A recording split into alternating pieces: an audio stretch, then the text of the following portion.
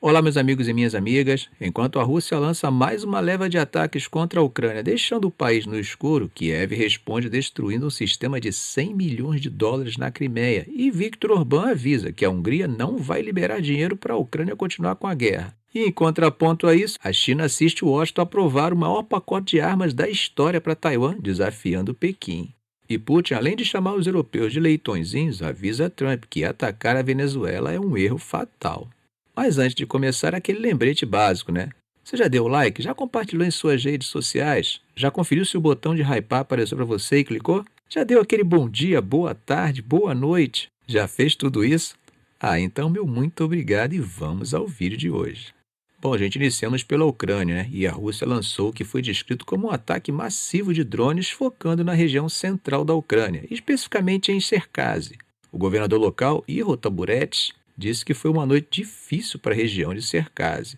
O ataque foi focado na infraestrutura crítica, né? Taburetes disse que parte da cidade principal da região ficou totalmente sem luz e os danos materiais atingiram mais de uma dúzia de prédios da cidade. Os militares ucranianos informaram que a Rússia lançou 82 drones durante a noite. Agora, as forças de defesa de Kiev dizem que destruíram 63 desses drones. Descendo um pouco no mapa, o governador da região sul de Mykolaiv também reportou ataques contra a infraestrutura de energia por lá. E esses ataques, segundo ele, teriam deixado os assentamentos inteiros no distrito de Vozhnosensk e Mykolaiv sem eletricidade. O ministro interino da energia da Ucrânia, Artem Nekrasov, confirmou que cerca de 180 mil consumidores ficaram sem fornecimento de eletricidade após esses ataques noturnos. Nekrasov detalhou no Telegram que a ofensiva russa se espalhou por 5 regiões diferentes. Atingiu o sul de Mykolaiv e Zaporizhzhia, o centro de Cherkasy de Dnipropetrovsk e também a região nordeste de Sumy. Bom, meus amigos, esse relato vem de fontes ocidentais, né? Agora vamos dar uma olhadinha no que os russos têm a dizer sobre as suas ações nas últimas 24 horas. E, como sempre, vamos recorrer ao relatório diário do Ministério de Defesa russo, né? Segundo Moscou, as forças russas seguiram com ações concentradas em praticamente toda a linha de frente. O relatório diz que eles destruíram 17 veículos blindados de combate. Entre esses veículos estão modelos turcos, como o Cobra, e um transporte M113 de fabricação americana. Além disso, também foram destruídos 79 veículos militares, a maioria voltada para transporte logístico. Agora, na artilharia, Moscou diz que foram 9 peças destruídas, incluindo pelo menos 3 obuses M77, que são de 155 mm e fabricados nos Estados Unidos. Na área de guerra eletrônica, os russos também relatam danos importantes. Segundo eles, foram 6 estações de guerra eletrônica neutralizadas, além de um radar de fabricação israelense, o Rada, que teria sido destruído também. Bom, gente, esse tipo de equipamento é usado para detectar e interferir em comunicações, né? Ou seja, tem um papel essencial na defesa e coordenação das tropas. Moscou também mencionou ações contra a retaguarda logística da Ucrânia. Segundo eles, 10 depósitos entre munição e material foram atingidos, além de uma oficina dedicada à montagem e ao armazenamento de drones. Final de ano chegando, Natal, Carnaval, feriadão, a família liga. Pai, tô indo com a turma toda, tudo bem? Você fica feliz da vida, né? Mas aí bate aquela dúvida. Onde esse povo todo vai dormir? Sofá duro, colchão velho, improviso desconfortável. Mas aí eu te apresento esse colchão inflável que muda o jogo. De casal, confortável e com bomba elétrica embutida. Ele infla sozinho, gente, em menos de 3 minutos. É só apertar um botão e pronto. Mas o melhor vem de manhã. Amanheceu? Você aperta um botão e ele esvazia rapidinho e vai direto para uma bolsinha discreta, deixando tudo limpo e espaçoso novamente para as crianças correrem à vontade. Nada de trambolho no meio da sala, nada de bagunça. Vem com cabeceira, 2 travesseiros, carregador, kit de reparo, tudo. É o tipo de coisa que te salva quando você menos espera, né? Te faz receber bem, com conforto e sem complicação. Para conhecer, dá uma olhadinha no link que está na descrição do vídeo ou na tag que aparece aqui na tela. Recado dado, vamos continuar. Agora, parece que em termos de drones, a Ucrânia lançou mais do que o dobro do que a Rússia lançou, hein? Eu digo isso a partir do próprio relatório russo, que afirma que suas defesas aéreas interceptaram 216 drones ucranianos de asa fixa em apenas um dia. Vocês lembram que, segundo os ucranianos, a Rússia teria lançado 86 drones, né?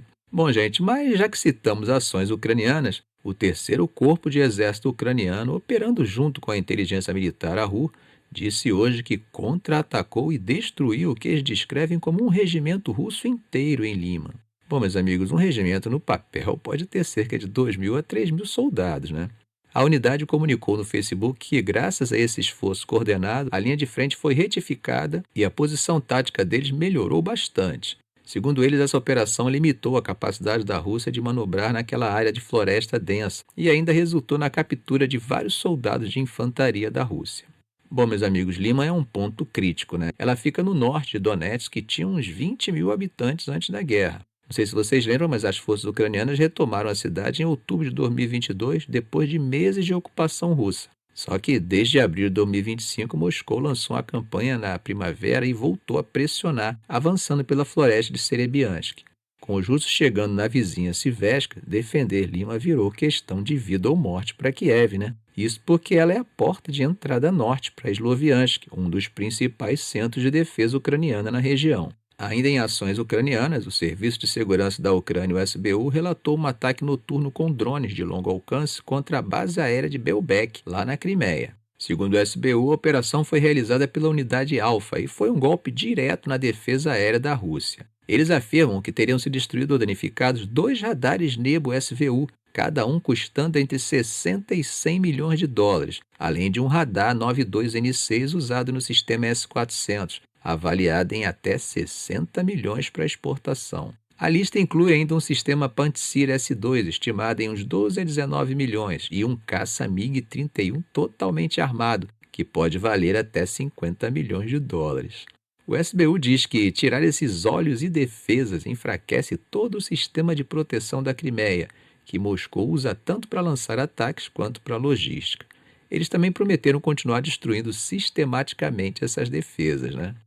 Mas tem mais. Um ataque de drones ucranianos durante a noite atingiu o porto de Rostov-on-Don e a cidade de Bataysk, na região sul da Rússia. O governador local confirmou a morte de 3 pessoas, incluindo 2 tripulantes de um navio de carga. O navio atingido foi o petroleiro de bandeira russa Valery Gorchakov, gerenciado pela Vogbalt Service. Quem confirmou a identidade do navio foi a empresa britânica de gestão de risco Vanguard. O governador Yuri Siluzar disse no Telegram que o incêndio a bordo foi extinto e o chefe de Rostov, Alexander Seriabin, garantiu que não houve vazamento de óleo. Bom, meus amigos, agora vamos dar um pulo no núcleo diplomático, né? Em uma reunião anual do Ministério da Defesa, Putin disse: ou a Ucrânia e seus aliados aceitam conversar com base nas propostas dos Estados Unidos, ou a Rússia vai tomar mais terras à força. Putin chamou os políticos europeus de Schultz, uma palavra que pode ser traduzida como leitões ou porquinhos, né? Ele acusou essa liderança europeia de criar uma histeria, inventando que Moscou vai atacar a OTAN. Nas palavras dele, abre aspas, eu já disse várias vezes, isso é mentira, bobagem, pura bobagem sobre uma ameaça russa imaginária, fecha aspas.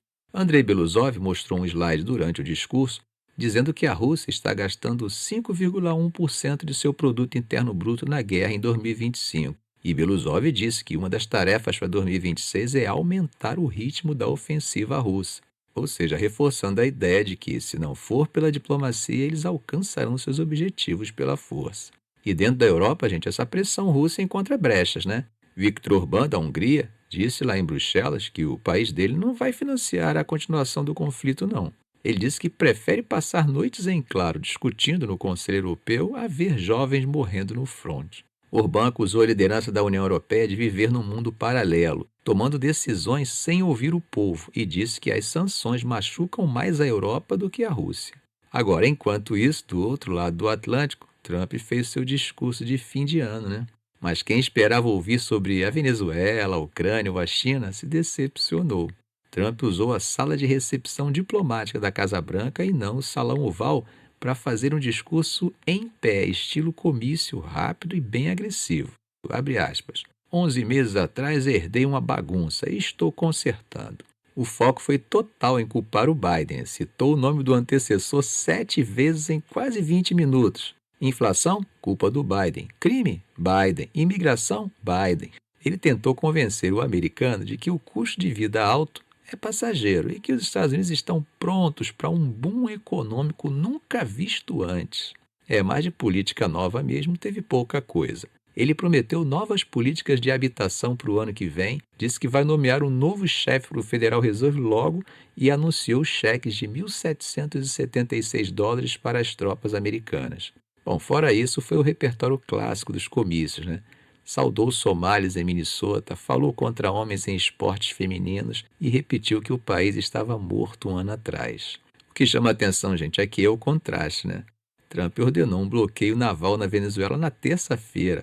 A tensão com a Rússia está explodindo, mas no discurso de ontem, ele praticamente ignorou a política externa. Bom, segundo fontes, os aliados avisaram para ele focar nos problemas da mesa de cozinha, ou seja, no bolso do eleitor, já pensando nas eleições de meio de mandato em 2026. E pelo visto ele ouviu o conselho e deixou o mundo pegando fogo em segundo plano, né? Bom, gente, mas se eu fosse Trump, eu abria os olhos, né? Porque a galera dos olhos fechados parece que está anos-luz à frente do que o Ocidente pensava, hein? Eu digo isso porque agora vamos falar daquela história secreta da China que eu citei na introdução. Pois é, a agência de notícias Reuters descobriu que, dentro de um laboratório de alta segurança em Shenzhen, cientistas chineses construíram exatamente aquilo que Washington passou anos tentando impedir: um protótipo de uma máquina capaz de produzir os chips semicondutores mais avançados do mundo. Estamos falando, gente, da tecnologia que alimenta inteligência artificial, smartphones e, claro, as armas que até hoje vem garantindo o domínio militar do Ocidente, né? O equipamento foi concluído no início de 2025 e já está em fase de testes. O protótipo ocupa praticamente um andar inteiro de fábrica. E, segundo duas fontes, foi uma equipe formada por ex-engenheiros da gigante holandesa ASML que fizeram a engenharia reversa das máquinas de litografia ultravioleta extrema, as famosas EUVs. Essas máquinas EUV são o coração dessa guerra fria tecnológica, né? Elas usam feixes de luz ultravioleta extrema para gravar circuitos milhares de vezes mais finos que um fio de cabelo em wafers de silício. Quanto menor o circuito, mais poderoso o chip. E até hoje essa é uma capacidade monopolizada pelo Ocidente.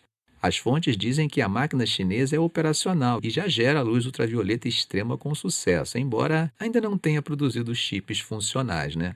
Em abril, o CEO da SML, Christopher Fouquet, disse que a China precisaria de muitos anos para desenvolver isso. Mas a existência desse protótipo sugere que Pequim pode estar anos mais perto da independência em semicondutores do que os analistas previam. Claro, eles ainda enfrentam desafios técnicos enormes, né?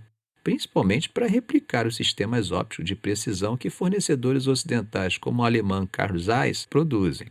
Mas a China não está parada. Eles estão usando peças de máquinas ASML mais antigas, compradas em mercados secundários para montar esse protótipo doméstico. O governo estabeleceu uma meta de produzir chips funcionais nessa máquina até 2028. Já quem está perto do projeto diz que um alvo mais realista é 2030. Mesmo assim, gente, isso é anos antes da década que os analistas achavam que levaria. E isso é o auge de uma iniciativa de Pequim de 6 anos para alcançar a autossuficiência, uma das maiores prioridades do presidente Xi Jinping. O projeto de Shenzhen foi conduzido em segredo total e faz parte da Estratégia Nacional de Semicondutores, que a mídia estatal diz ser comandada por Jin Shuixiang, um confidente de Xi e chefe da Comissão Central de Ciência e Tecnologia do Partido Comunista.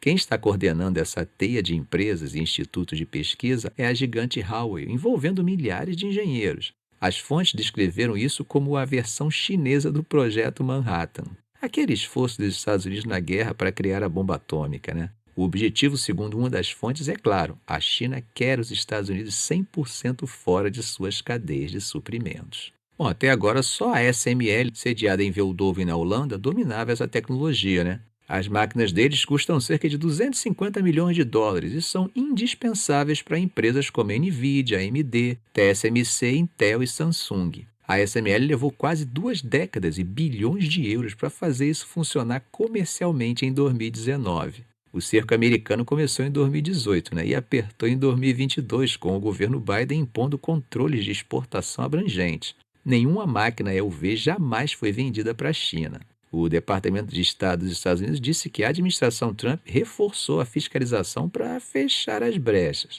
O Ministério da Defesa holandês também está criando políticas para filtrar pessoal em instituições de conhecimento, tentando evitar a espionagem, né? Um engenheiro chinês veterano da SML, recrutado para o projeto, ficou surpreso ao descobrir que seu bônus de contratação generoso vinha acompanhado de um crachá com um nome falso. Depois que entrou, ele reconheceu outros ex-colegas da SML que também trabalhavam sob pseudônimos e foi instruído a usar os nomes falsos para manter o sigilo. Classificado como segurança nacional, ninguém de fora poderia saber o que eles estavam construindo ou o que eles estavam lá.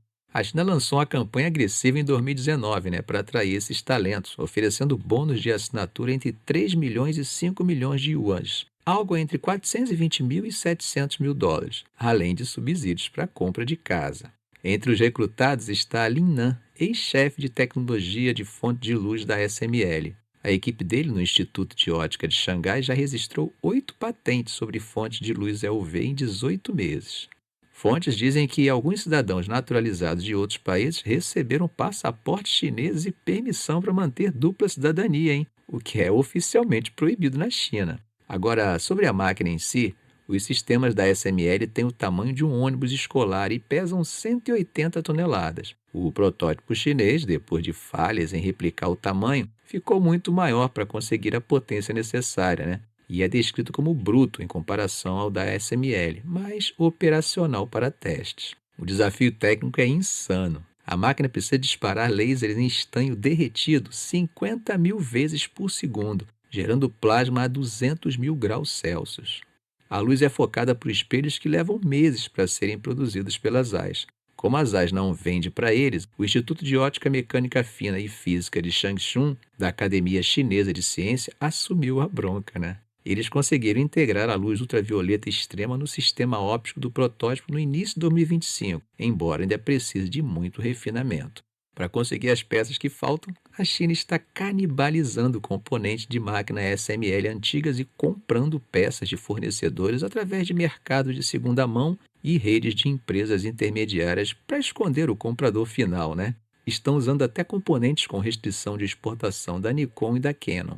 Leilões de bancos internacionais vendem esses equipamentos antigos e houve vendas na plataforma de leilões do Alibaba até outubro de 2025. O trabalho braçal é intenso. Uma equipe de cerca de 100 recém-formados fica focada apenas em fazer engenharia reversa, desmontando e remontando peças de máquinas de litografia, Tudo filmado por câmeras individuais em cada mesa. Quem consegue remontar com sucesso ganha bônus. E a Huawei está envolvida em cada passo do design do chip até a fabricação. O CEO Ren Zhengfei informa pessoalmente os líderes chineses sobre o progresso. Os funcionários da Huawei designados para essas equipes muitas vezes dormem no local de trabalho, são proibidos de ir para casa durante a semana e têm acesso ao telefone restrito. As equipes são isoladas uma das outras, ninguém sabe o que o outro time está fazendo.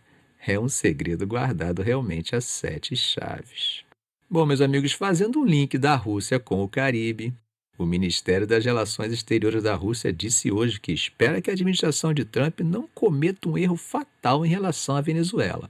Bom, para quem perdeu o fio da meada, na terça-feira, conforme comentei em um vídeo do canal, Trump ordenou um bloqueio de todos os petroleiros sancionados que entram e saem da Venezuela, tentando asfixiar o governo de Maduro, Então, a nota de Moscou diz textualmente, abre aspas, notamos a escalada contínua e deliberada das tensões em torno da Venezuela, um país amigo nosso. E ainda complementou dizendo que espera que a administração Trump, que eles caracterizam como tendo uma abordagem racional e pragmática, não entre num caminho sem volta. O Kremlin disse que favorece a normalização do diálogo entre Washington e Caracas, mas avisou que se os Estados Unidos entrarem de cabeça nisso, pode haver consequências imprevisíveis para todo o hemisfério ocidental. Dmitry Peskov, que é o porta-voz do Kremlin, disse aos repórteres que a situação é potencialmente muito perigosa e pediu moderação aos países da região. Como vocês viram, Putin conversou por telefone recentemente com Maduro, e reforçou que a Rússia apoia o governo venezuelano. Gente, sem deixar de falar dos Estados Unidos, mas dando um pulo na Ásia, o governo Trump aprovou um pacote de armas de 11,1 bilhões de dólares para Taiwan. Meus amigos, é o maior pacote já concedido à ilha na história. E não é qualquer equipamento, tá? A lista inclui sistemas de foguetes HIMARS, mísseis antitanque Javelin, drones MQ-9 e kits de orientação de precisão. O objetivo declarado é fornecer a chamada defesa assimétrica de Taiwan diante da pressão da China. O Departamento de Estado fez questão de ressaltar que isso atende ao Taiwan Relation Act, a lei que obriga o Washington a fornecer meios de defesa para a ilha, né? A medida ainda precisa passar pelo Congresso, mas já conta com apoio bipartidário, ou seja, democratas e republicanos estão juntos nessa. Agora, é claro, né, gente? Não demorou e Pequim condenou o anúncio, dizendo que isso viola a política de One China Policy e ameaçou represálias. Já Taipei, óbvio, diz que planeja investir 40 bilhões de dólares em defesa em 2026. Bom, gente, analistas ficam divididos, né? E aqui é que a situação complica. Uns dizem que essa venda reforça o compromisso americano com a segurança do Indo-Pacífico e aumenta a dissuasão, ou seja, faz a China pensar duas vezes. Mas tem uma outra corrente de pensamento que diz o contrário. Diz que, considerando a importância sagrada da política de uma só China para Pequim, uma medida desse tamanho pode, na verdade, acelerar uma invasão. O argumento é que, se a China vê a anexação como inevitável e inegociável, ver a ilha se armando até os dentes pode ser o gatilho para agir logo, antes que fique impossível, né? E aí, o que você acha? Esse armamento todo protege Taiwan ou convida à guerra? E a Rússia vai mesmo comprar briga com Trump por causa da Venezuela? Escreve aí nos comentários, quero ver sua opinião. Ficamos por aqui. Não sai ainda não. Você gostou do vídeo? Se você gostou, dê um like, inscreva-se no canal, faça um comentário. Eu quero saber a sua opinião, ok? Um grande abraço.